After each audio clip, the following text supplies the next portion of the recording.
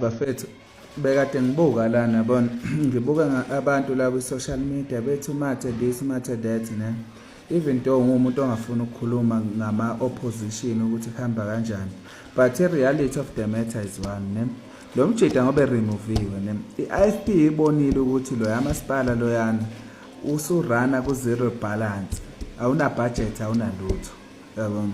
Ngangayifaka ivideo la ngichaza ukuthi lo muntu enimbiza ngenkosi yemeya wenzani, ufakela othandeka iy'nkampani zakhe laphana catering, thola intombi yakhe kuphela everything yabona ukuthi umoshile kuwukuthi bekumjido bene-PR right yabona.